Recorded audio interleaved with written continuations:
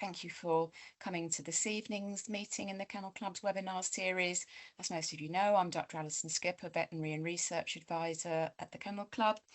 Welcome to today's webinar. So, in partnership with the Veterinary Cardiovascular Society, we at the Kennel Club are hosting a series of free webinars to explore heart problems in dogs. And today's session is building on the insights from an introductory webinar, which is freely available to watch on our YouTube channel. And today we're going to be taking a deeper look into acquired heart disease with a particular focus on dilated cardiomyopathy. It's often referred to as DCM. And I'm very pleased to welcome Dr Emily Dutton, Director of Cheshire Cardiology and member of the Veterinary Cardiovascular Society, who's going to speak to us today. Just a quick note that the Kennel Club has developed our health webinar series so that we can all learn from experts in their field and discuss important health conditions in dogs. But obviously we're not able to offer individual veterinary advice, so please do make sure you're registered with your local vet and do visit your vet if you have any concerns about your own dogs.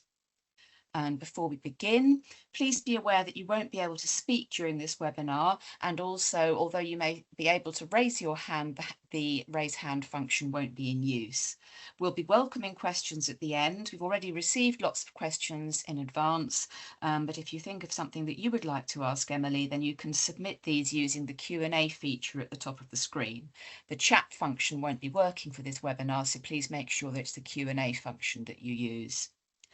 Afterwards, the full recording will also be available on the Kennel Club's YouTube channel in about a week's time if you'd like to revisit any part of Emily's presentation. And of course, you can also find our previous health-related webinars here, so do have a look as we will be adding more content on different topics going forwards. So thank you very much again for joining us today, and I'm very pleased to hand over to Emily. Emily. Thank you, Alison. So good evening, everyone. I'd like to thank the Kennel Club for asking me to speak about acquired heart disease in dogs. Just to explain what that means, it means the dog is born with effectively a normal heart, but then they acquire the disease with age. So in other words, that might be due to a genetic predisposition, or it may be due to an environmental reason. But they're born effectively with a normal heart and they get the disease over time. So just to introduce myself, my name's Emily Dutton. I've been a vet, well, I qualified last century, so for over 25 years now. And I have always had a special interest in cardiology. And in 2003, I carried out the lower level certificate examination in cardiology, and then followed by the higher level diploma exam a few years later. So I've been a specialist in veterinary cardiology now for over 10 years. I'm a member of the Veterinary Specialist Association and also a member of the Veterinary Cardiovascular Society, or VCS, you might hear me call it this evening in the talk. For a few years, I worked in multidisciplinary referral hospitals, just seeing cardiology cases, so dogs and cats with heart disease. And then just over 10 years ago, I set up my own business called Cheshire Cardiology. And effectively, I was just roaming around in my car with an ultrasound in the boot of my car, visiting various general practices throughout Manchester, Liverpool, North Wales, and they would refer cases to me with heart disease, and I would help with the diagnosis.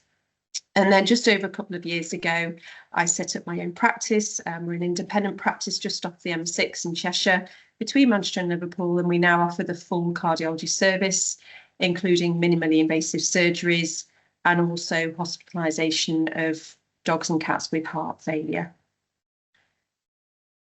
So this evening I'm going to discuss what acquired heart disease is, how it's detected, the causes of acquired heart disease in dogs and the breed susceptibilities, the various treatment options and the current research projects.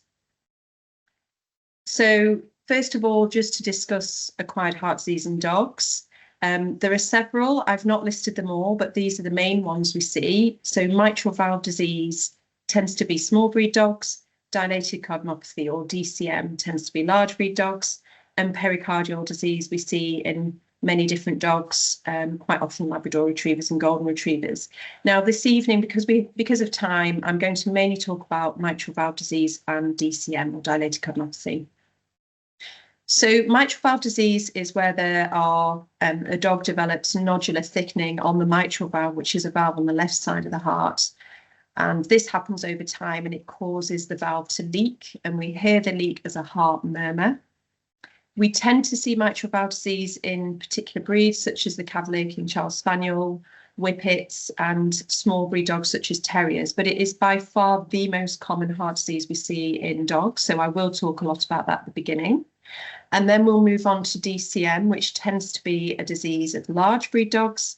It doesn't affect the valve, it affects the heart muscle. So the main pumping chamber, called the ventricle in the heart, will become enlarged and the muscle will become poorly contractile. In other words, the pumping function will be reduced. And unfortunately, both mitral valve disease and DCM can lead to heart failure. So it is important to diagnose and to treat. Before I talk about treatment, I think it's a good time to mention prevention. Heart screening is something that we do offer, and I think a lot of people don't know about it, whether you're a breeder or whether you're a pet owner and you're about to purchase a dog and you want to make sure that the dog's heart is fine. Heart screening is something that we as cardiologists can offer, and certainly members of the VCS can offer. A lot of people will say, what is it? What is heart screening and why do we have it? Well, the test does depend on the breed of the dog and the type of heart disease that that breed of dog gets. So, for example, for Cavalier King Charles Spaniels, they have a Kennel Club approved voluntary scheme to check the hearts of dogs that are about to be bred, for example. Plus, there are other non-approved schemes by the Kennel Club available in Doberman Pinschers and Newfoundlands, Whippets, and various other breeds too. These schemes have been around for decades now, and we're working closely with the Kennel Club to try and get more of them approved, but they're still available as on a voluntary basis. In some countries, heart screening is compulsory. So, for example, in Germany or Denmark, they make it a compulsory thing if you're a breeder to have these tests done. There are several reasons why these particular breeds have the schemes in place, and one reason is that they're breeds with a high prevalence of heart disease. So, for example, with Cavalier King Charles Spaniels, we know that they develop mitral valve disease with age, and we know that by 6 years of age, approximately 50% of Cavaliers will be affected and will have a leaky mitral valve detected as a heart murmur. So they will have 50% of them will have heart disease by the age of 6. Only certain trained cardiologists are supplied with the VCS certificates, the official certificates, which I'm going to show you, which are then signed and given to the breeders to show that their dogs have a normal heart, but you don't have to be a breeder to have the heart test done. And the cardiologists need to have a qualification in cardiology. So I mentioned earlier about the lower level certificate exam. So that's like a minimum level. They also need to have gone through a rigorous training process to ensure that all the murmurs are graded the same, and I'll talk to you about murmurs later on, and that they're all scanning the hearts in the same way and to a minimum standard. And as I said, this is all voluntary. There are 2 tests available. The auscultation test on the left-hand side is where the cardiologist will listen to the dog's heart with a stethoscope. So this is a relatively faster test compared to the Doppler echo because they're just listening to the heart, and it doesn't involve very expensive equipment. You just need a stethoscope.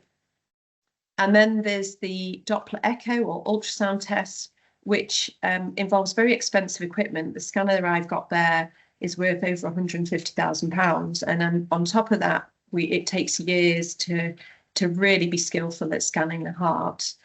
It also involves staff to hold the animal. There's a little dog there lying on its right-hand side. We don't sedate them for the tests, but they obviously do need to be held. And it's very much like a pregnancy ultrasound scan. It's non-invasive, we don't sedate them, and most dogs will just lie there while they have the scan done. And that's a very detailed exam where we look basically inside the heart and look for structural heart disease. The test will depend on the breed of dog. So you need to speak to the individual breed clubs to see what they advise, or to the cardiologist. But generally speaking, for example, large breed dogs that get DCM, the auscultation test is not enough. You need to be able to, they don't usually have murmurs with DCM. They can do, but they don't always. So you need to have the ultrasound to detect DCM in large breed dogs. So we can examine and provide a certificate for any breed of dog, and that includes the designer crossbreeds. So, for example, the Cavapoos and the Cavachons, which tend to get mitral valve disease just like Cavaliers do. Just because they're crossed out doesn't mean they don't get the same disease. So we would just write on the certificate that they're not Kennel Club registered. This is what the heart test certificates look like. The middle one there with the green Kennel Club logo is the Cavalier King Charles Spaniel heart test form. And the heart test involves an auscultation and a Doppler for Cavaliers. And there's a traffic light system, which is really nicely explained in this blue booklet here, which the Kennel Club provides. All other breeds will have the heart test form on the top left-hand side of the slide here. This is what we use for other breeds of dogs. And we've been using these heart test certificates for many, many years. If you're wanting a heart test or a heart score, then on this website in pink on the slide here, you can find all the cardiologists near you that can provide both the auscultation and the Doppler tests. So now to talk about heart murmurs. What is a heart murmur? Well, a heart murmur is basically a sound we hear, and it's due to turbulent blood flow. So we need a stethoscope to hear the murmur, and there are two main causes. It can be a physiological or innocent murmur. So this is when we scan the heart and we find no abnormalities. So we tend to find lots of innocent murmurs in certain breeds of dogs. The excitable breeds like boxers often have grade 1 murmurs, and then you scan them and there's nothing there. Or the murmur can be due to an abnormality. So in other words, due to underlying structural heart disease, whether it be a narrowed or stenotic valve, or whether it be a leaking valve, such as with mitral valve disease, or it might be a hole in the heart. So there are many different causes, but effectively you find a problem when you scan them. We grade murmurs 1 to 6. A grade 1 murmur is really very quiet, going up to a grade 6 murmur, which is very loud. And what you'll see is that cardiologists will place their hands on the chest of the dog to see if they can feel a thrill, because a thrill is basically a vibration, because the murmur is very, very loud. So now for a little bit of anatomy, I'm going to be talking to you about the mitral valve, but the mitral valve is on the left side of the heart. So we split the heart into left and right sides. And at the top there, you can see there's a chamber, collecting chamber called the left atrium. And this collects blood, oxygenated blood from the lungs, and it pumps the blood from the left atrium into the left ventricle being the main pumping chamber in the heart. And then the left ventricle will pump blood out of the heart, the oxygenated blood, through the aorta, the vessel out of the heart and around the body. And when it does so, the mitral valve should close, and it should prevent any leakage back into the left atrium. So mitral valve disease is the most common acquired heart disease that we see in dogs. They develop nodular thickening of the mitral valve apparatus, so that includes both the mitral valve leaflets and also the chordae tendineae. Now, when I describe the chordae tendineae, these are a little bit like parachute strings, and they're normally very elastic, and they hold the valve in place.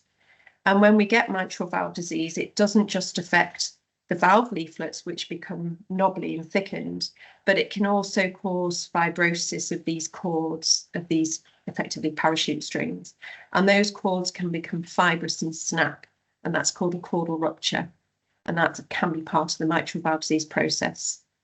So mitral valve disease is also called, it has many names, degenerative valve disease, myxomatous valve disease, endocardiosis, but we're all meaning the same thing, and it's this nodular thickening of the valve.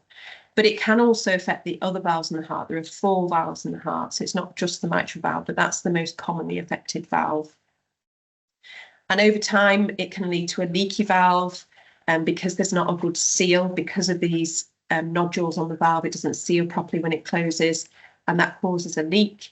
And then eventually, not all dogs, but in a proportion of dogs, that will lead to enlargement of the left atrium, that's the top chamber in the heart, and then the left ventricle, which is the bottom, the main pumping chamber in the heart. So the left heart becomes enlarged as a result of the leaky valve. It's generally a very slowly progressive disease, more so in small breeds of dogs. In large breeds of dogs, it can progress faster.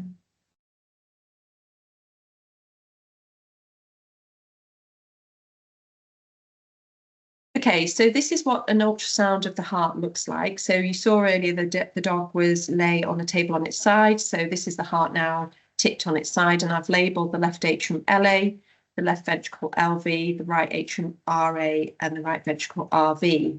And you can see like a white line between the LA and the LV, and that's the mitral valve closed. The black is the blood, and the grey around the outside is the heart muscle. So this is a moving heart. This is a dog with mitral valve disease. The valve leaflets are no longer a thin white line. They're a little bit thickened and nodular looking. And there's something called mitral valve prolapse, which is occurring here. And I'll explain what that is in a second. But what happens with mitral valve disease, as I mentioned earlier, is the cords can also become affected and they can snap.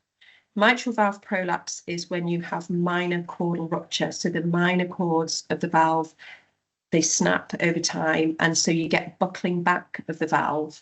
So buckling back of the mitral valve into the left atrium is called mitral valve prolapse, and this is something we look for when we scan dogs with mitral valve disease, and it's also part of the scoring process when we screen Cavalier King Charles Spaniels for heart disease. So if I was to draw a yellow line across the valve hinge points, you can see that there's some of the valve is prolapsing, it's buckling back into the left atrium, and that shouldn't be on the right side of the yellow line. So where the arrow is pointing to, that's the prolapse of the valve. So scanning hearts is actually very, very important to classify mitral valve disease, and we have a classification process which I've put as an arrow here, and as you go along the arrow from left to right, you can see that the mitral valve disease progresses over time. So if we start on the left-hand side of the arrow, we have stage A, mitral valve disease. Now this is usually a puppy or a young dog that's a breed that we know is genetically predisposed to acquire mitral valve disease. So for example, the Cavalier King Charles puppy that's born, it's born with a structurally normal heart. There is no mitral valve disease there. This is what we call stage A. Okay, they have no symptoms. They have no evidence of heart disease, but we know they're prone to developing it. And then over time, as they get older, they then acquire the heart disease. So that's when you get a murmur due to the leaky valve. And when you scan the dog, you will see the leak, and you will see that the valve is abnormal and has nodular thickening, and that's causing the leak. Stage B1 is where there's no heart enlargement, so we measure the size of the heart using the ultrasound scan, and there's no heart enlargement. We don't recommend any treatment for stages A or B1. Stage B2, again, there's usually no symptoms at this point. They have a heart murmur due to the mitral valve disease and due to the leaky valve, but when we scan them, they have got a big heart. So as I said, they don't necessarily have symptoms at this stage, but we can see they've got a big heart. So we classify them using the ultrasound as stage B2. We do have evidence for stage B2 dogs that we should start a tablet at this stage called pimabendin or vetmedin, and that will delay onset of heart failure. That will delay them progressing to stage C. Stages C and D is when they have heart failure present, so they're symptomatic. So symptoms of heart failure include breathlessness in particular, but it might be coughing, exercise intolerance, collapse. These are all symptoms, so they have to have symptoms when they have heart failure. So stage C is they have signs of heart failure, and by this point we start adding in other tablets, which I'm going to go through soon. And then as they slowly progress, they then develop the end stage of the disease, which is stage D, and that's the point where really you will almost definitely need to see a cardiologist if you haven't done so already, because they're often refractory to the standard heart failure medications. And that's when we know they probably are going to succumb, sadly, due to their heart disease. This is an example of a Cavalier King Charles Spaniel with congestive heart failure. So this is a stage C mitral valve disease dog. Obviously, the dog needs a heart scan because this dog could be breathless due to respiratory disease such as pneumonia or parasitic disease such as lungworm. But you can see that this dog is visibly finding it difficult to breathe. There's an abdominal component to the breathing. The breathing rate is fast, yet the dog's not exerting itself. And you can see we're administering oxygen via a mask to this poor dog with heart failure. And the reason this dog can't breathe very well is because there's congestion of the lungs. There's basically additional fluid around the lungs because of the heart failure, a direct result of the heart disease. So how do we treat these dogs? Well, stage B2, which is where they don't have symptoms, so not the dog in the last slide. I mentioned pimobendan. Pimobendan or Vetmedin is what we call an inodilator. It increases contractility of the heart, and it also opens up the blood vessels in the body, so it makes it easier for the heart to work. And by doing so, it will help reduce heart size. We think that's why it works so well. It reduces the heart size. So for stage B2 dogs that have got a big heart, we recommend this tablet alone.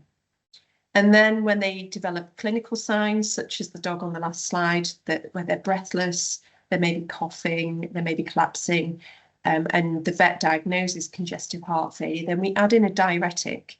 There are other ones available. This is furosemide, but there's also toracimide now, a newer one. And these will relieve the congestion. They will relieve the symptoms and take the fluid away from the lungs. It will make the dog urinate more and drink more, that's fine. But it will remove the excess fluid that the dog is retaining because it's developed heart failure. And then some cardiologists may also add in a combination tablet, which contains an ACE inhibitor, which makes it easier for the heart to work, and also something called spironolactone, which is an antifibrotic. So these are additional medications once they're in stage C. I think the future for cardiology is actually really quite exciting. I think we're going to get some more clinical trials very shortly. There are certainly human medicine, SGLT2 inhibitors are seemingly very good. We've got the ARBs, the angiotensin receptor blockers, the neprilysin inhibitors. There are lots of drugs that haven't been shown to work yet in dogs, but I think very soon we'll be starting to see some clinical trials. If you can afford it, there is something called mitral valve repair surgery. It costs over £20,000 currently, and there's only one centre which performs the surgery, and this is down in London at the RVC. But the mitral valve repair surgery has shown really very good results, and that's short-term and long-term data. I need to thank Poppy Bristow, who's a soft tissue surgeon, for allowing me to use her pictures. These are her pictures. But basically, when your dog goes for mitral valve repair surgery, they will be put on cardiac bypass. It's quite a big operation, and the surgeon will repair the snapped cords. You can see there, the top diagram, there's a red snapped cord. That's the parachute strings holding the valve in place, so they repair those. And they also put like a purse string suture around the valve annulus. So on the bottom right hand side, it looks like a smiley face, but you're looking down on the valve, the smile in the middle, the mouth, and the valve leaflets where they're touching. And so around the outside of that, they basically pull it in tight with some sutures, and they bring the leaflet edges together, and they stop the valve leaking as much. So thank you to Virginia Louis Fuentes, who has allowed me to reuse these images. These are lovely 3D images of a mitral valve. So we're looking now down onto a valve. Pre-repair surgery on the left-hand side, we've got mitral valve leaflets. It looks a bit like a fish mouth, and in the middle of the mouth, the black hole in the middle is basically where the leaflet tips aren't even, they're not even opposing each other. So there's no seal there at all. So you can imagine the leak will be huge. And then after the repair surgery, on the right-hand side, you can see that the black hole is gone. So there's no hole for the leak to go through. And so those valve leaflets after the repair surgery are now opposing, and they're forming a much better seal. So you can imagine the heart size as a result of that will reduce. I probably need to mention a more recent surgical technique called transcatheter edge-to-edge repair, or TEER procedure. And this is where the cardiologist, along with the surgeon, will put a V-clamp through the heart. So it sounds quite brutal. They do puncture through the left ventricular wall. It can cause lots of irregular heart rhythms, and they can die of those irregular heart rhythms. And then they insert a clamp, which basically pulls the two leaflets together, and they leave that in place. Now, you can imagine those leaflets are quite friable, quite delicate and fragile. So they can rip, they can tear. We don't really have very good long-term data. In fact, we don't have any long-term data, certainly in this country.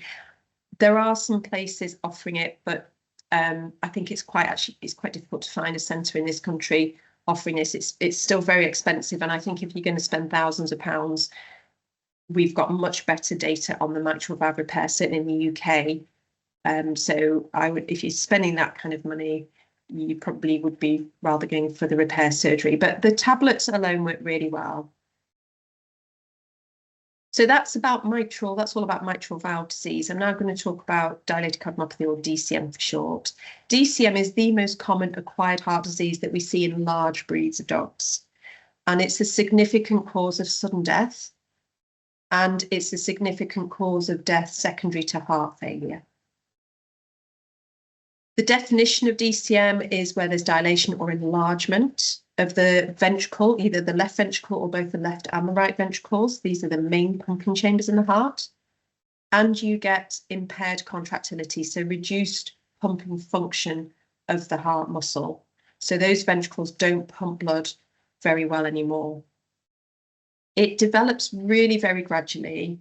A lot of people don't realise this, because once they develop symptoms, their lifespan is not very long, but DCM develops over years before they develop symptoms, so it can be caught early with, for example, the Doppler echo or the ultrasound scan.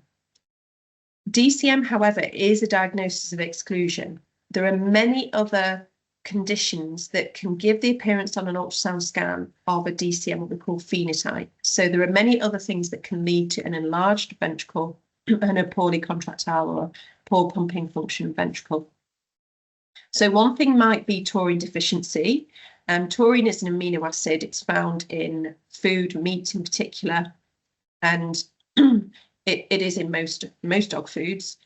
And taurine deficiency happens probably more commonly in certain breeds. So golden retrievers and cocker spaniels seem to be predisposed to this. So if you have a golden retriever or a cocker spaniel diagnosed with DCM, it's certainly worth at least supplementing with taurine, if not measuring it and then supplementing with taurine. And that can lead to, in some cases, reversible changes if it's just due to taurine deficiency, the enlarged heart. Nutritional cardiomyopathy, I'm going to talk a little bit about this tonight, because this is referring to grain-free diets or possibly deficiencies in thiamine. This is where there's a deficiency in the diet, and that can also lead to an enlarged, poorly contractile heart. And in a lot of cases, it can be reversible. So it's definitely worth diagnosing, because it improves the prognosis. Myocarditis is inflammation of the heart muscle, and this might be due to an infectious agent, maybe a bacteria or a parasite, and or a virus. It can lead to inflammation of the heart muscle, and then the heart muscle doesn't like that, and it can stretch, and then the heart can become enlarged and poorly contractile. Tachycardia-induced cardiomyopathy means a fast heart rate leading to an enlarged heart, which doesn't pump very well. So, for example, we know Irish wolfhounds can develop atrial fibrillation, and if the heart rate goes high over time, then that can lead to wearing of the heart muscle, and it can lead to this DCM phenotype. Now, any fast heart rate can lead to an enlarged, poorly contractile heart. So there are some experimental studies where they paced sheep's hearts. The sheep had normal hearts, and then they paced them at really fast rates. For over 2 to 3 weeks, the heart rates were over 180 beats per minute. And that developed, so those hearts became enlarged purely as a result of the pacing. So we know that irregardless of the cause of the fast heart rate, it's not good for the heart to beat fast for a prolonged period of time. Hypothyroidism, or an underactive thyroid, can also make the heart look very lazy on a scan, and so that can mimic a DCM phenotype. But again, you just treat the underactive thyroid, and those changes on the scan can be reversible. So toxins such as heavy metals or monensin contaminated feeds can lead to a DCM phenotype. And then we've got the other less common heart diseases, such as the congenital heart diseases. And I know another cardiologist is going to talk to you separately about congenital heart disease, but they can then lead to an enlarged heart that looks like a DCM phenotype. And then more rarely, hypoadrenocorticism, also called Addison. So these are diseases you can probably rule out most of those with further tests, such as blood tests and Holters. What we do know, though, is the majority of DCM is caused by a genetic cause, a genetic defect. We know there are genetic loci associated with the disease in a number of breeds. So, for example, Boxers, Dobermans, Irish Wolfhounds, Deerhounds, Great Danes, they have a degree of genetic DCM, and that's probably the most common cause of DCM. So I'm going to talk a little bit about nutritional cardiomyopathy now. For a little bit of history, if we start back in the 80s, Payon first described a taurine deficient DCM in cats. Cats are obligate carnivores. They need the taurine in the meat. And in those days, lots of cats were diagnosed with DCM. It's really rare now to diagnose a cat with DCM, and that's because most feline commercial diets will have taurine added, because they then realised that if you supplemented them with taurine, it got rid of the DCM.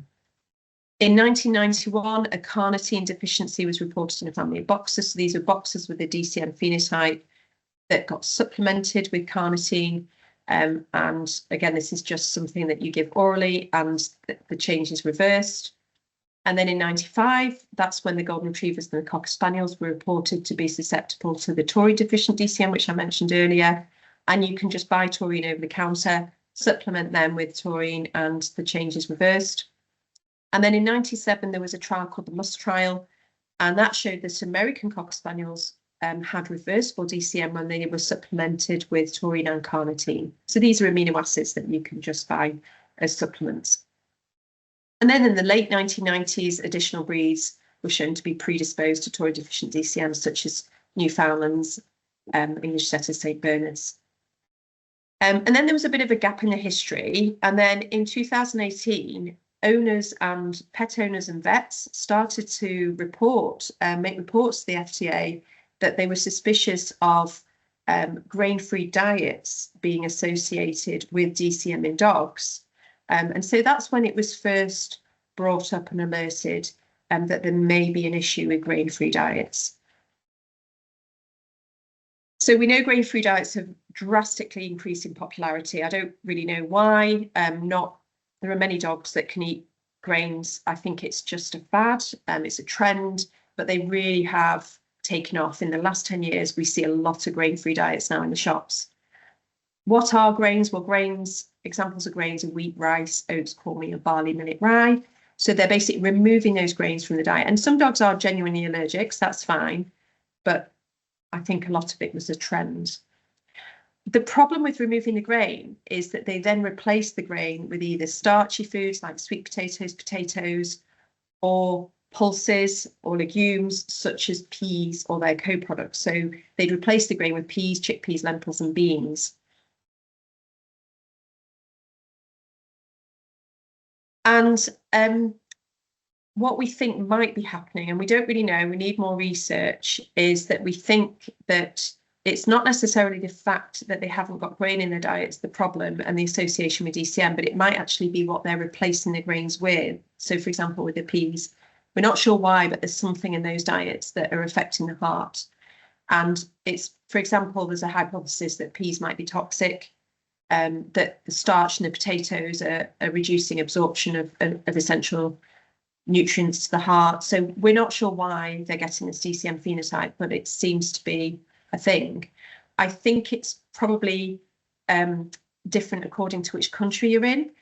I think in the UK we hardly saw any grain-free diet associated DCM. It definitely does happen, and it is reversible, but I think it was far more common in America and possibly in some of the Scandinavian countries. And if you go on the website, on the FDA website, they list the most common diets associated with the reports that were made. And actually the top 3 diets I didn't recognise at all. And I think that's possibly why we haven't seen it as much in the UK as we have in the rest of the world.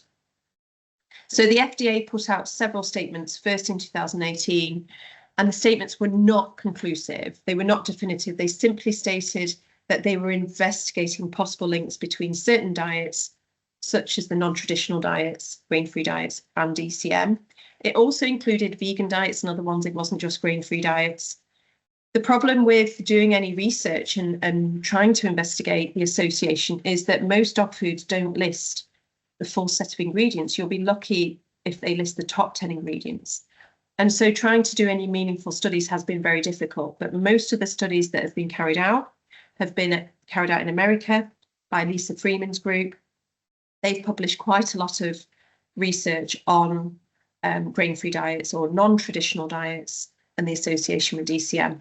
So we do know quite a bit, but there's still a lot that we need to learn.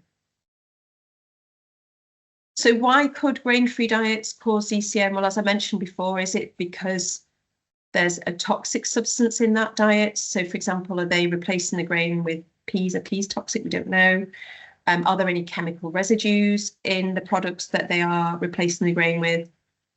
Is it that the grain-free diets don't contain essential ingredients? So is it that they don't contain enough taurine, for example, which we know that, taurine is an important product, an amino acid? Actually, the Lisa Freeman's group don't think that that's a correct hypothesis. They have shown that taurine deficiency isn't associated with these DCM changes that we're seeing with grain-free diets. So actually that's been ruled out now, that theory. Is it because there's a lack of absorption of certain ingredients due to, again, whatever they're replacing the grain with? So, for example, the starch, the potatoes, maybe the taurine can't, it's there, but it's just not being absorbed because it's either high in fibre or high in fat, and that's affecting the absorption of the essential products. We don't know. We need to do more research. But what we do know is that it does affect the prognosis. If your dog is diagnosed with a nutritional cardiomyopathy, it's potentially reversible. Therefore, it would carry a good prognosis if treated and caught early enough. Whereas a genetic DCM, unfortunately, is a progressive disease and often isn't reversible. So how do we classify DCM in dogs? Well, it's very similar to the staging process for mitral valve disease. And again, for DCM, we need to scan them, but we also need ECGs for the classification of DCM in large breed dogs. So I'll start on the left-hand side of the arrow. And again, as the disease progresses, it gets worse. So stages A to D, D is being the end stage of the disease. Stage A is an at-risk breed. So I'm just going to give an example of Doberman Pinscher. A Doberman Pinscher puppy will be born with a normal heart, but they are born with that genetic predisposition to acquire DCM with age. So that dog might have a normal heart on the scan, normal ECG, but they may be positive on a genetic test for DCM. And then over time, with age, they acquire the DCM. And as soon as they develop irregular heart rhythms, which we see quite commonly in certain breeds like boxers and dobies, when they have abnormal rhythms or not an abnormal ECG, that's stage B1. Now, again, they have no symptoms. So stages A and B, usually no symptoms. Stage B1, you can scan that dog's heart and it will be completely normal. But what you don't realise, particularly, for example, in boxers, is there's a process going on in that heart muscle that you can't see unless you look down a microscope. And in boxers, we know they get something called fibrofatty infiltration of the heart muscle. So basically, the heart muscle is turned to fat. You can't see that in the early stages on the heart scan. So the heart will look normal, the heart will not be enlarged, but they will have irregular heart rhythms. So stage B1 is no heart enlargement, no symptoms, but they have got an abnormal ECG. Stage B2 is where they do have changes on the heart scan. Again, they've got no symptoms, but we can see low pumping function, and they might have a big heart as well. So that's stage B2 DCM. And then we go into stage C, and that's when they've got symptoms. So when they have heart failure, they have clinical signs such as lethargy, exercise intolerance, breathlessness, coughing, collapse. So stage C is when they have abnormal fluid accumulations in the body. And again, we need to treat that with diuretics, much like we did with the stage C mitral valve disease dogs. And then the stage D DCM dogs are unfortunately end stage, and they're often refractory to the normal heart medications. And so again, they're approaching end of life at that point. So just to go back to stage B, I just want to give you an example of B1. So stage B is what we call the preclinical or occult phase. It's before they've got any symptoms. And stage B often goes on for years. And so it is important to pick up at that point. So for example, with Irish Wolfhounds, they quite commonly get atrial fibrillation. Not all Irish Wolfhounds with atrial fibrillation will go on and get DCM, but we know about half of them do. And so atrial fibrillation would be, but a normal heart on scan would be a stage B1 Irish Wolfhound if it were then to go on and get DCM. And we would need an ECG to diagnose the atrial fibrillation. Great Danes and Dobermans get abnormal beats coming from the bottom of the heart called ventricular arrhythmias. And again, if you scan a Great Dane or a Dobie and they have a normal heart size, normal heart function on the scan, but you ECG them and you detect these abnormal beats, more often than not, it might well be because they have B1 DCM. So as I mentioned earlier, DCM is enlargement of the main pumping chambers in the heart, and it leads to stretching of the heart muscle and poor pumping function. And it does develop really gradually. So stage B it occurs over years. However, once they develop stage C, once they develop the clinical signs, they have very poor survival, a very poor prognosis. They only have a median survival of stage C dogs with DCM is only 19 weeks. So it is really important to catch it early. We see certain breeds are susceptible to DCM, and again, it's probably because of an underlying genetic cause. So I've mentioned Dobermans, Irish Wolfhounds, Deerhounds, Boxers, Bulldogs, Newfoundlands, but basically any large breed dog can develop DCM. So this is a reminder about stage B DCM, because in a couple of slides' time, I'm going to show you an example of a stage B1 dog. So stage B1 is there's no symptoms, no heart enlargement, but they have irregular heart rhythms. So I'm just going to explain what an ECG is. An ECG is basically looking at the electrical heart activity. And we describe the deflections on paper, or now it's digital, we don't have paper ECGs anymore. But these deflections, which you can see on the pink paper strip here, we've labelled them P, QRS and T. So just to explain what these mean, the P wave, which is a small blip, corresponds to electrical conduction going through the atria, which are the top chambers in the heart. The big spike, which is the QRS complex, is the electricity going through the ventricles, the main pumping chambers. And then the T wave represents ventricular repolarization. So this is a normal dog's ECG.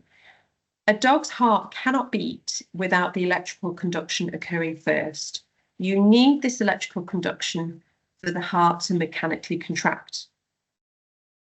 So on the left-hand side, we have a normal canine ECG, and you can see lots of normal consecutive PQSTs.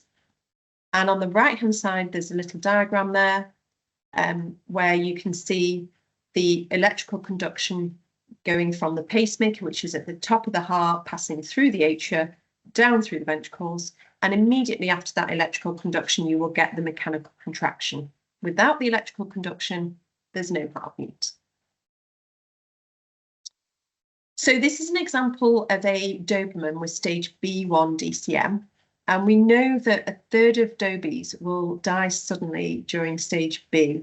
And this is before any symptoms at all. So before they develop heart failure, a third will die suddenly. And so screening these dogs before they have signs is really important. So what we can see on this slide here is we can see some normal PQRSs on the left-hand side. And then here we have a run of abnormal beats. Now, as a cardiologist, I know these abnormal beats are coming from the bottom of the heart. They're called ventricular arrhythmias. This is called a run of ventricular tachycardia. Now, this dog was lucky and it survived its run of ventricular tachycardia, but we know that dogs and people who develop ventricular tachycardia are at high risk of sudden death, and that's because that can degenerate into something called ventricular fibrillation, and then the heart just stops. So this dog was lucky, it survived its run of ventricular tachycardia, but not all dogs are lucky. So we know that boxers, and Dobermans and even Deerhounds and other breeds, Great Danes, they can develop these ventricular arrhythmias, they're called, with their form of DCM. And each breed has its own kind of DCM phenotype. They develop their own irregular rhythms and their own heart enlargement.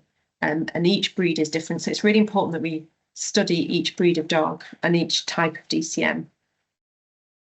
Dobermans unfortunately have the worst prognosis out of most of the breeds, dogs and Great Danes, and we think probably it's because they develop more of these arrhythmias, and they're highly susceptible to sudden death, and because they get these before they have any symptoms as well. So a lot of people, the first symptom will be where they drop down suddenly dead on the field. So how can we detect these arrhythmias? Well, we do something called a Holter monitor, which is, these dogs are all wearing Holter monitors here, and it's where they have a little black jacket, and under the little black jacket is a little ECG device that is carried in a pocket there between the shoulder blades on the back. And on the chest wall, there are 3 ECG pads stuck on, and the dog usually doesn't bother wearing the jacket. And they can go around, they can go about their normal activities, they can go for runs and walks wearing this device. And that's a continuous ECG monitor. It will continuously record that dog's ECG for at least 24 hours or however long you program it to. And so we can screen them for these irregular heart rhythms, for these ventricular arrhythmias. And so it is important for DCM to screen them for arrhythmias to rule out the stage B1 disease. So this is just a reminder now about stage B2, because I'm going to show you an example. Stage B2 is, again, they've got no symptoms usually. They have low pumping function of the heart on the scan, so you need an ultrasound, and they may or may not have a big heart as well. So this is an example of a stage B2 dog on the top versus a stage A dog on the right. So remember, stage A is a structurally normal heart. And if you watch the bottom right-hand side movie clip, this is the left ventricle. We're looking down through the left ventricle, a bit like looking down through a can of Coke. The black mushroom in the middle is the blood. The grey circle is the heart muscle. And if you watch that heart muscle contracting and pumping versus the dog in the top left-hand side, you can see it's pumping more vigorously. So the bottom one is a normal heart, and the top left is a heart with stage B2 DCM. It's just starting to become a bit lazy, a bit poorly contractile. The black mushroom in the middle is a bit squashed because there's more blood in the heart's bigger. We're just starting to see very subtle changes. Now, this is actually really difficult to diagnose. Even for most vets, it's difficult to diagnose stage B2. And again, we need breed reference ranges when you're measuring heart size. We need individual breed normal ranges to know if that heart is just subtly slightly big or not. This is a really obviously sick dog. This is a stage C dog. The heart muscle is much thinner. You can see the circle is much, the walls are thinner. The black mushroom's really big and squashed because it's full of blood. It's got bigger, the left ventricle. And you can see it's not contracting very well as well. The function isn't anywhere near as good as the other two. Now, often when they're stage C, the prognosis is not very good. But this is kind of more easily recognised by most vets with a scan. But as I say, the earlier stages are more difficult to pick up, even by experienced cardiologists. So how do we treat stage B2 DCM? So B2, remember, there's no symptoms for B2. There are 2 studies to show that pimobendan, which was the same drug I mentioned for mitral valve disease, delayed onset of heart failure or time to sudden death by 9 months in Doberman pinschers. So we know that there's an advantage of treating dogs in stage B2 with a tablet called pimobendan. That was called the PROTECT study. And then Andrea Varma did another study, very similar, but on Irish wolfhounds. And she also showed a treatment advantage by giving pimobendan in stage B2, and it delayed onset of stage C or heart failure. For her, there was a big time difference. There were a couple of years difference in the treatment groups. There's less good evidence for ACE inhibitors. Benazepril is an ACE inhibitor. This is, again, a tablet. But there is some evidence, a retrospective study back in 2009, looking again at Dobermans, that giving an ACE inhibitor in stage B2 delayed onset of clinical signs by 3 months. So less good evidence, but still some. So if finances are a concern, I would say there's more evidence for pimobendan or vetmedin. If finances aren't an issue, I would also add in benazepril or an ACE inhibitor for stage B2. And then for stage C, we add in the loop diuretic that I mentioned earlier. You can add in either furosemide or torsemide. Furosemide is a loop diuretic, so it makes them drink and wee more, but it gets rid of the excess water retention that they get with heart failure, and it gets rid of the symptoms like breathlessness. Stage B2, stage C, well, any of the dogs with irregular heart rhythms might also need antiarrhythmic therapy, which again, these are drugs that alter heart rhythm. And again, a cardiologist usually is required for deciding which one is best. Future therapy, possibly gene therapy. I know Meg Sleeper's doing some research in the US looking at that. I think that's really early days at the moment, but that might be something on the horizon. But basically, the treatment for stage C DCM is the same as stage B2 plus a loop diuretic and plus or minus antiarrhythmic therapy as well. So we've talked about Holter monitors, and we've talked about echo, which is a heart scan, and we've talked about ECGs. Blood pressure measurement is another test that your vet might recommend, and that's because we don't want the blood pressure to be too low or too high. And then last but not least, blood tests. I know a lot of you listening tonight might want to know about either cardiac biomarkers or genetic tests, but these are more things we can run when we're looking at DCM. And remember, we also need to run blood tests to rule out an underactive thyroid as well. And we might want to do tests to rule out infectious agents that can cause myocarditis. So what are cardiac biomarkers? They're basically products in the blood which can be measured using blood tests, and they're released in the circulation. Cardiac biomarkers are released in the circulation when there's either heart muscle damage, such as troponin, or heart muscle stretch, such as NT-proBNP. So they're basically proteins released in the blood that go up in level when there is heart stretch or heart muscle damage present. These might be helpful if you're in an area where there are no cardiologists or where there's no ultrasound or Holters available. However, it doesn't replace echo or Holters. And there's definitely insufficient evidence that they can replace Holter or echoes because, and the reason for this is we need established cutoffs for each breed. Just as the heart sizes are different on the scan for each breed, the reference ranges, the normal intervals for cardiac biomarkers in each breed will vary.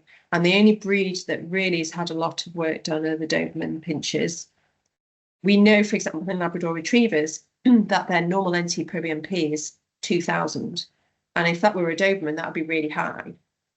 So again, we don't know enough, and it shouldn't really replace echo and Holters. The echo and Holters are far more accurate. They give you far more information. However, there maybe is a place to do those blood tests if you're in a place where you can't access a cardiologist or there aren't any Holters available. And we can hire out Holters and post them, by the way. That is something that should be available to most people. And I know certain breed clubs have got their own Holters, like the Deerhound, and also the Dobies have bought their own Holter monitors.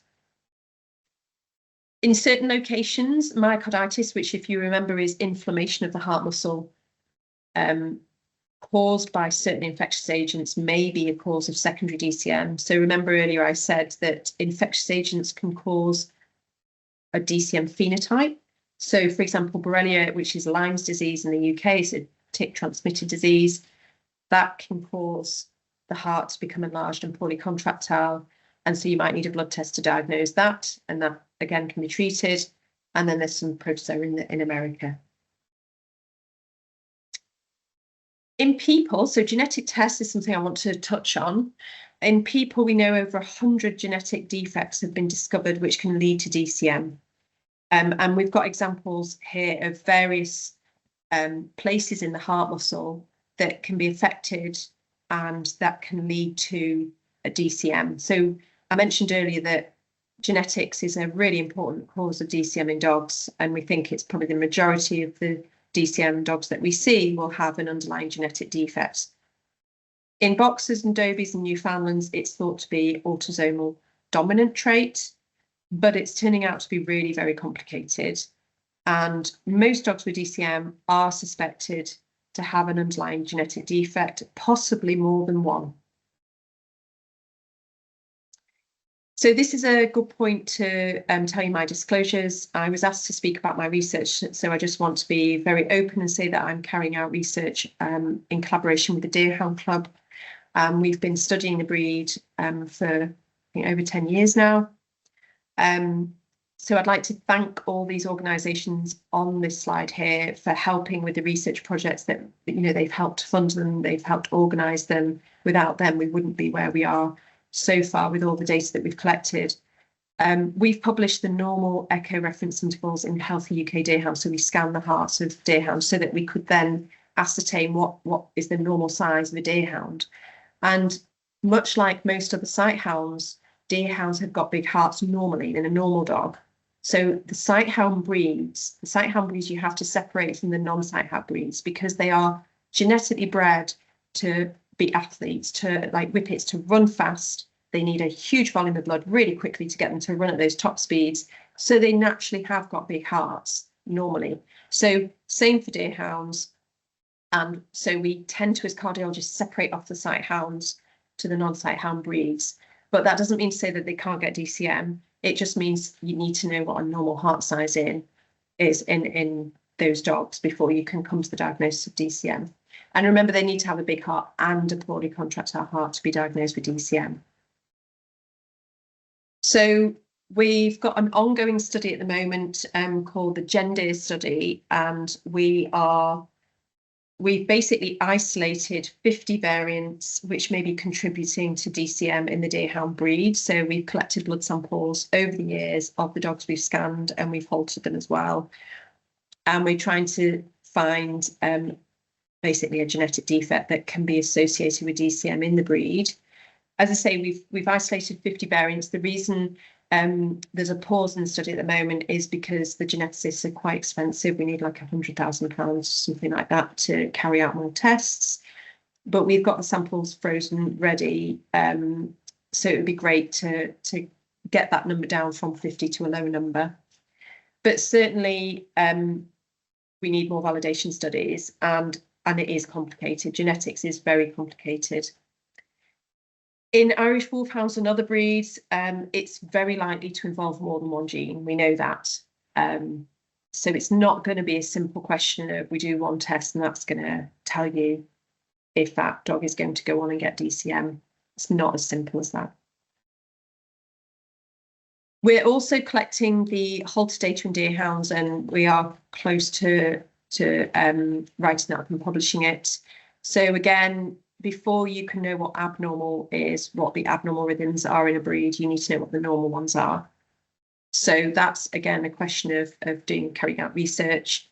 Dobermans have been really well studied, boxers have been really well studied. And we need every dog breed that gets DCM to be really well studied so that we can then decide what is normal and what is abnormal, then we can screen them better.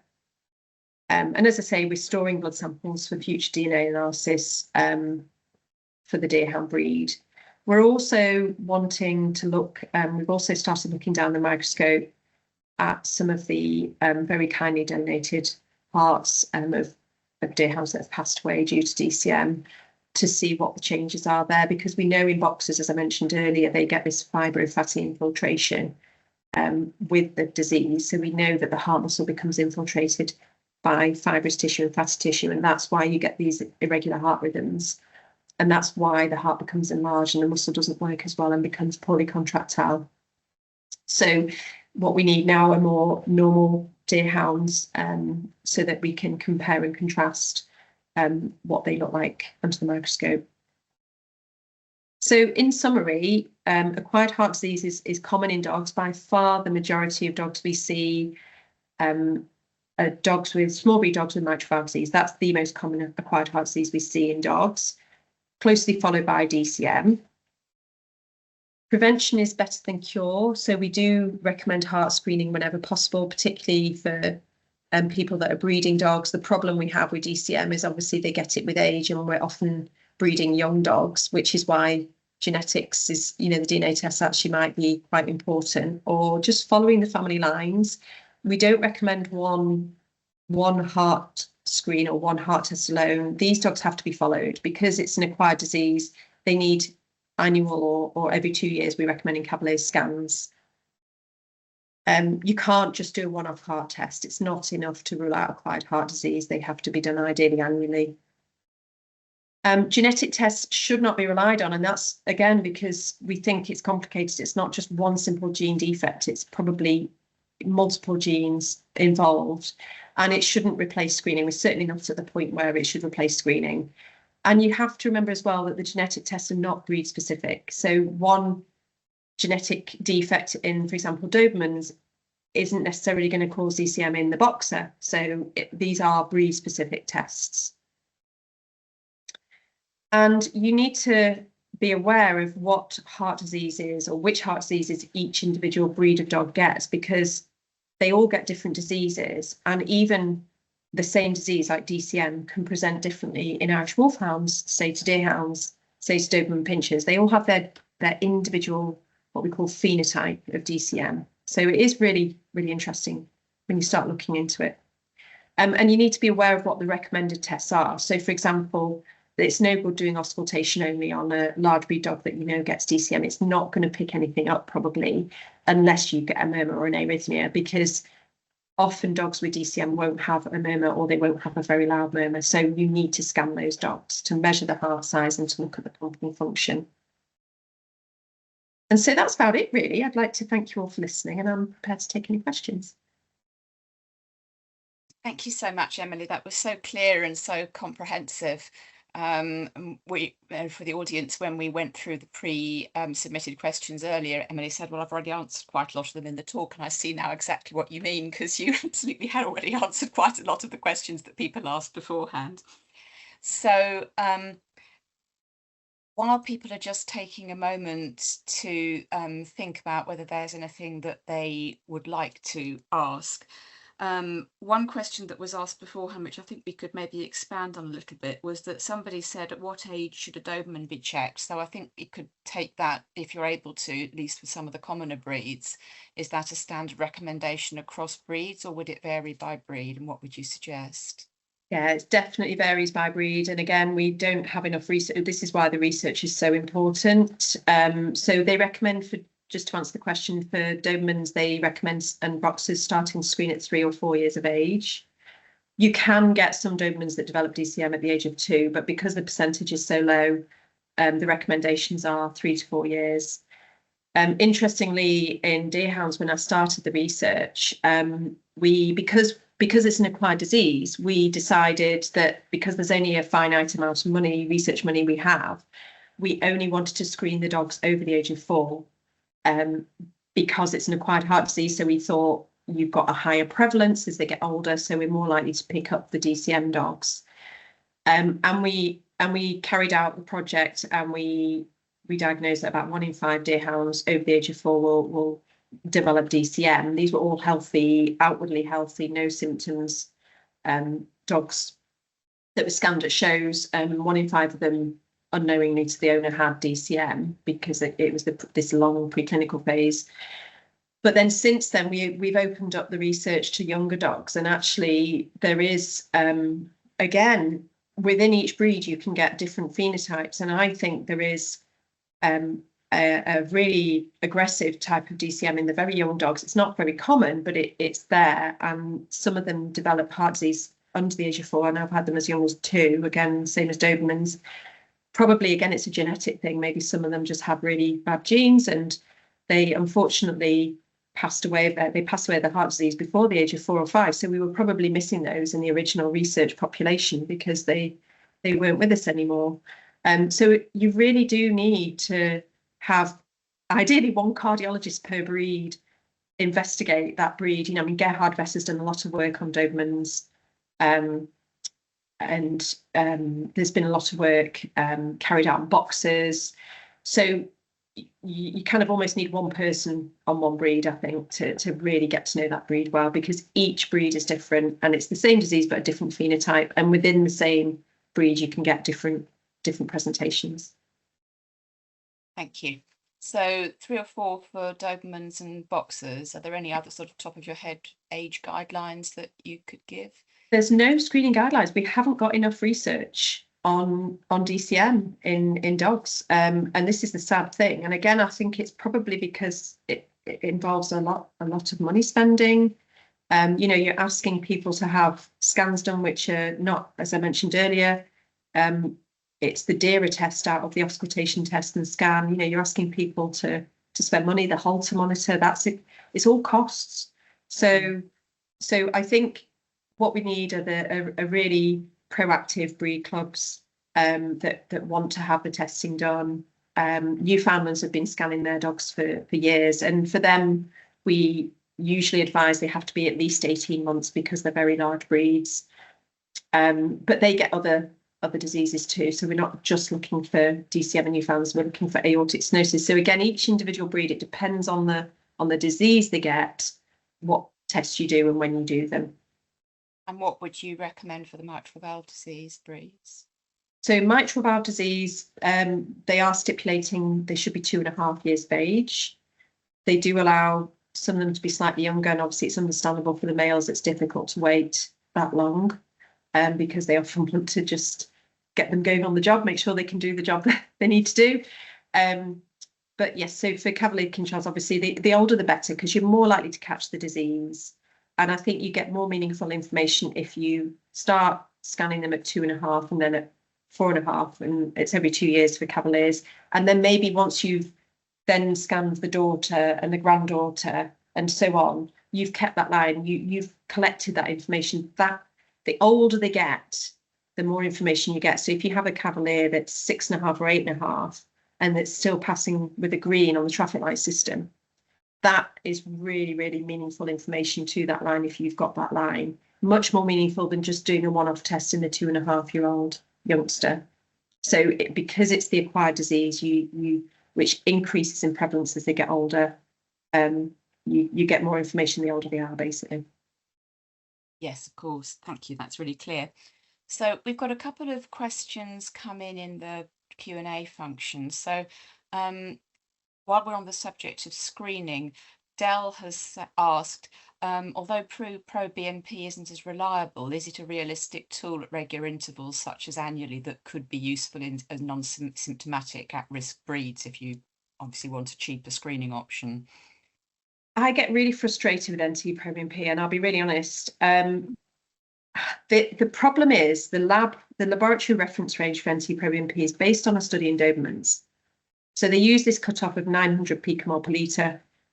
Dobermans have got, if you look at the shape of the heart, they have almost like kidney bean shaped hearts. They're quite small when you compare it to, say, a Deerhound or a Great Dane. Labradors have got very round hearts. All the different breeds have got different shaped hearts, different size hearts. So they've based it on a breed that actually doesn't have that big a heart. So there's probably less stretch. They probably have lower values. So just to explain, NT-proBNP gets released into the system with stretching of the heart. So the bigger the heart, the higher the level. So they've based the laboratory reference range on one breed of dog. Now, we already know that a normal Labrador can have an NT-proBNP level of 2000. And if you were to send a Labrador blood test off to the lab would return the results, say it's high, you need to look for disease. No, it's not. It's not high because it's a Labrador. That's normal for a Labrador. And actually, we've been measuring the NT-proBNP in Deerhounds, and it's really unreliable. You can have dogs with DCM with a low value. You can have dogs with normal hearts with a value of 3000. So until we've got breed-specific cutoff values, I don't think we can. But the question wasn't that. The question was, is it worth following that same dog? Again, that might be more meaningful if you're just looking at one dog and one value, but it's still not 100% reliable because there are not lots of non-confounders that can increase NT-proBNP level, such as age, renal issues. There are many, high blood pressure. There are many other things that can increase the level. So it's not really as specific and sensitive as scanning that dog's heart. And it's actually not a cheap test. So I would personally recommend that instead of doing a blood test every year, that you save up the money and maybe have a scan every 2 years, because that will tell you much more information. So I'm not saying don't do it, because it's probably better doing that than nothing. but I'm just saying you've got to be aware of the pros and cons of that test, and it's definitely got its limits, and we definitely don't know enough about it. That's really clear. Just to sort of expand on that slightly, is it worth doing if you are a Doberman breeder, or not even then? Yeah, so we actually do have some nice studies on Dobermans. I think Joe Jukes McEwen's group published on looking at NT-proBNP with troponin in Dobermans as a kind of a method of screening. What they did find, interestingly, was the troponin was a better test than the NT-proBNP, and we think that's because the Dobermans can get two phenotypes of their DCM. They can get either the irregular heart rhythms with a normal heart on scan, or they can get an enlarged heart that doesn't function very well. So what we call the dilated phenotype. So you've got the arrhythmic phenotype and you've got the dilated phenotype. And the problem with PMP, because it goes up with stretch, is it didn't detect very well the arrhythmic phenotype, whereas troponin did, because troponin is released when there's heart muscle damage or lack of oxygen. And if you get these runs of fast irregular rhythm, you can imagine the heart muscle isn't going to be happy. It's going to release troponin. So troponin actually performed better as a cardiac biomarker than NT-proBNP. But again, it shouldn't, if you've got a cardiologist near you, I would say it shouldn't replace that. Still, if it comes back high, you're still going to end up needing a scan and a Holter. So I personally think you'd be better putting the money towards a scan and a Holter. You've made your case very clearly. Thank you. Okay, so there's a question in the Q&A which I'm going to sort of amalgamate with one that came in beforehand because they're similar. So somebody beforehand asked whether there was Veterinary UK data for arrhythmia, DCM, sudden death in Borzois, and somebody, Deanna, just now has said, what about Dog de Bordeaux? Are there currently any heart-related studies in the UK? Dr. Stern in America was doing an SAS study, but it faded away without answers. So a couple of breed-specific what's going on questions. Yeah. So yes to the Dog de Bordeaux. Gavin Macaulay has published a couple of papers on Dog de Bordeaux. They are also a breed that dies suddenly. They suffer sudden death, and they get DCM and they get aortic stenosis and they get cardiac neoplasia as well. So that's heart-based tumours. Unfortunately, they get quite a lot of things. Gavin Macaulay has studied the breed in the UK the most, and if you just Google his name, he's published at least 2 papers on that. I'm not aware that he's doing any more studying on the breed at the moment, but I might be wrong. In response to the Borzoi question, I love Borzois, they're sight hounds, so I'm quite fascinated with any sight hound breed. There's no, as far as I'm aware, there's no UK work. I would be very interested if the Borzoi Club in the UK wanted some more work done, but just because they're often, you might see them at deerhound shows. But I know in the US there's been quite a lot of work. I think there's at least 2 or 3 very recent publications looking at heart disease, and they get mitral valve disease as well as DCM, actually, the Borzois. So yeah, there are some publications there, but I'm not aware in the UK of specific work here. We don't see that many Borzois in the UK. Maybe I'm not at the right place, but I have a feeling they're not. Well, you probably can answer better than I can, Alison, how common they are. Well, we certainly have had some feedback from the Borzoi BHC, Breed Health Coordinator, that they would be interested in more support from a UK cardiologist. So maybe there's a bit of matchmaking to be done there. Yeah. So Ian asks in the Q&A, he said, so he's in Dachshunds, and he says, our 2018 breed survey showed an average prevalence of 4% of heart disease, presumably mitral valve disease, but that's not clear, across all 6 Dachshund varieties, but as high as 12% in standard wires. At what point would you recommend a research screening programme? I'd always recommend a research screening programme because it's not cardiology. I do, my feeling with Daxies is we definitely do see mitral valve disease, but my personal feeling is that, and I have spoken to other cardiologists about this, and I think they're all in agreement, we're actually seeing a lot of Chihuahuas with mitral valve disease now, and they're possibly overtaking the Cavalier-King Charles now. But Daxies we do see, but not as commonly as Chihuahuas nowhere near as commonly as Chihuahuas and Cavalier King Charles. Whether that's because they're a less popular breed, full stop, I don't know. Again, you probably know the numbers better than I do, Alison, but I think abroad do see a lot more mitral valve disease in Dachshunds than in the UK. And again, we've probably got this very distinct genetic population compared to the rest of Europe and the US because we were, for a long time, it was very difficult to export and import dogs. And obviously we didn't have the frozen semen years ago. So for a long, long time, we had a genetically distinct population of dogs. So for example, the genetic tests that we've seen that are available for DCM in the Dobies in the US and also the boxers, the striatum mutation. It's been shown in the UK population of Dobies and boxers, those genetic defects are not present with DCM. So they're clearly distinct genetic populations.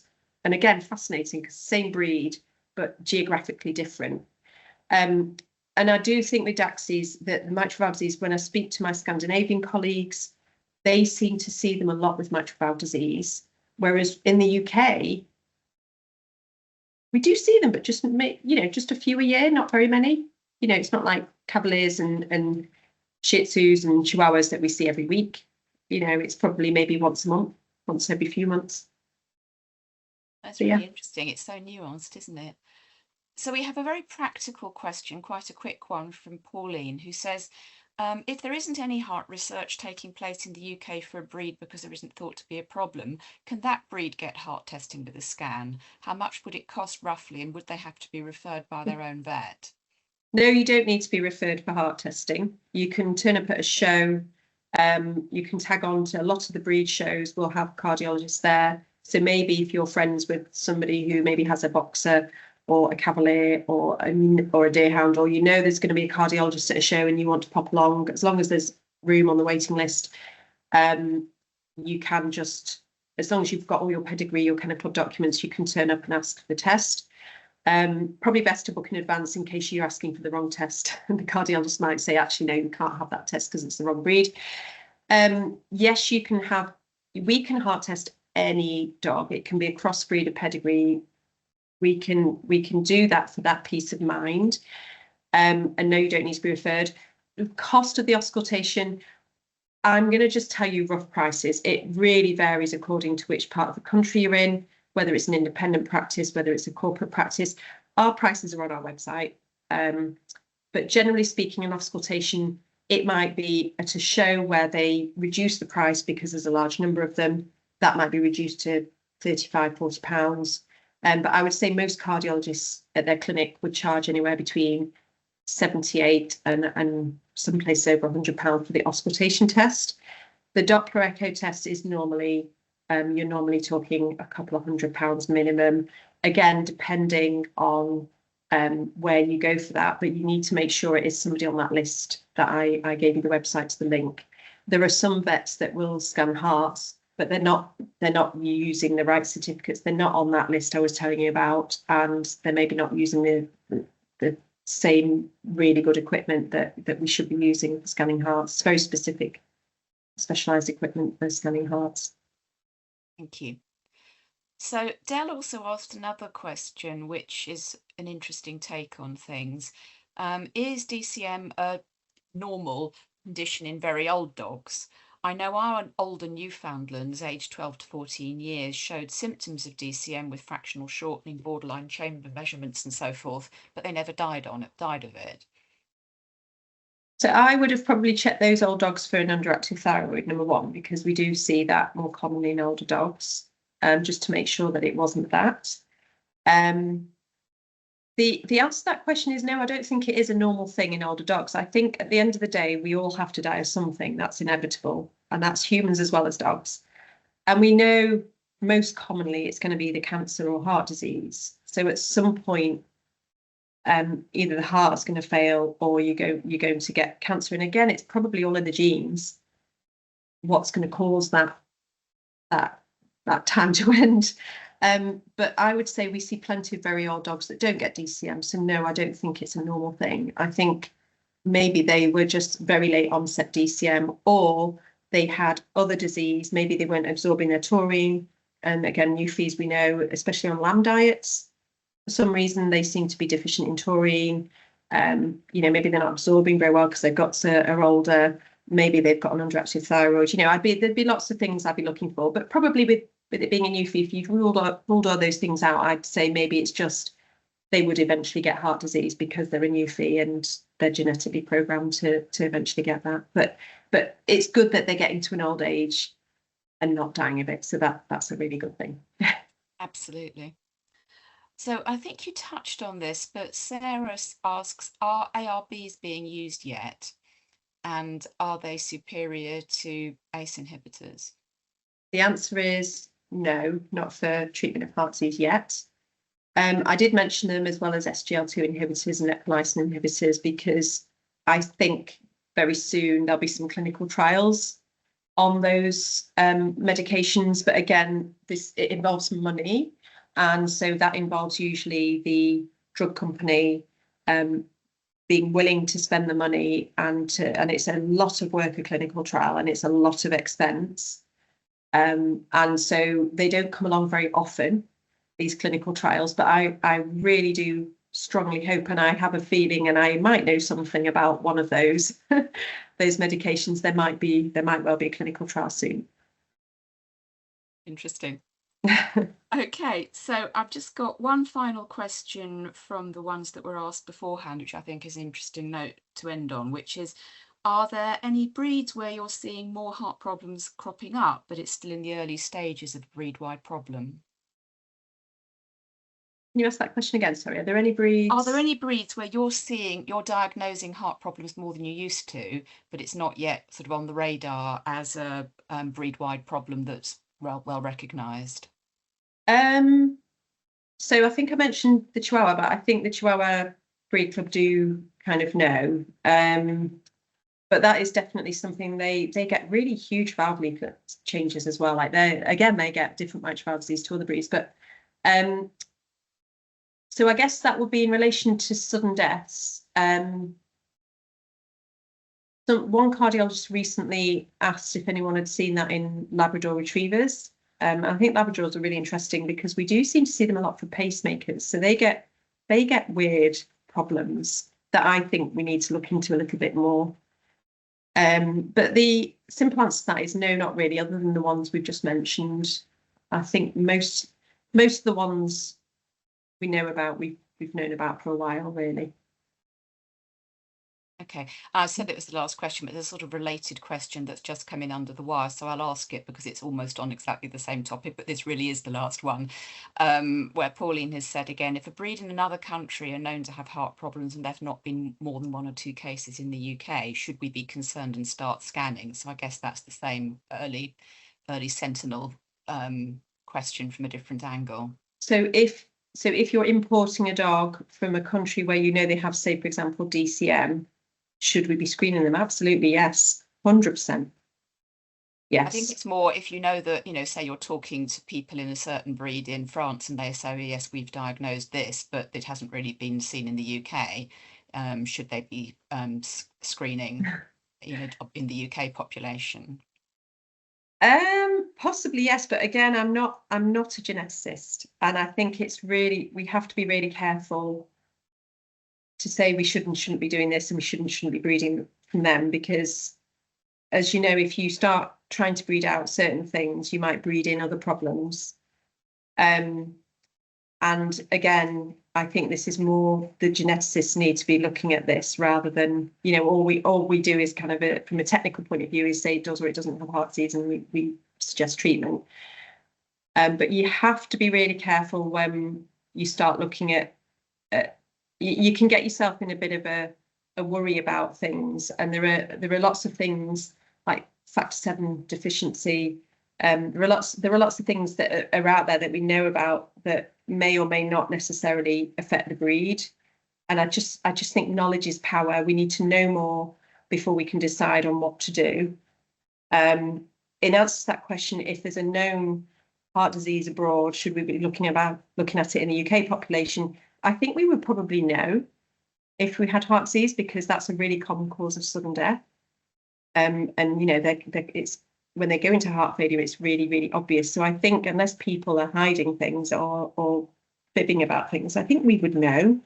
Mm. But if it's something from everyday life, yes. Yeah, but unless it's a blood test, unless it's something diagnosed like a factor 7 deficiency, unless it's based on a blood test, then I probably can't really comment. I think that would be up to the breed club. That would be a good question for the breed club to answer. Good note to end on. So thank you so much again, Emily, for this evening's webinar. It's been really interesting and a real, pleasure for us to learn from your expertise. I hope everybody listening has enjoyed it. As you know, as we always do, we've recorded this webinar and it will be available on the Kennel Club's YouTube channel in about a week's time. Those of you in the audience, we'll send you a link to this and a short feedback survey about today's webinar. And of course, you can access our other health webinars via YouTube, where the topics include cancer, breathing issues, back disease, epilepsy, pre-breeding health testing, and much more. And if at any point you want to comment on the webinar series or anything else, then you're always free to email us at health@thekennelclub.org.uk. So thanks very much again to everybody, particularly Emily, and I wish you all a good evening. Thank you for your time. Thank you.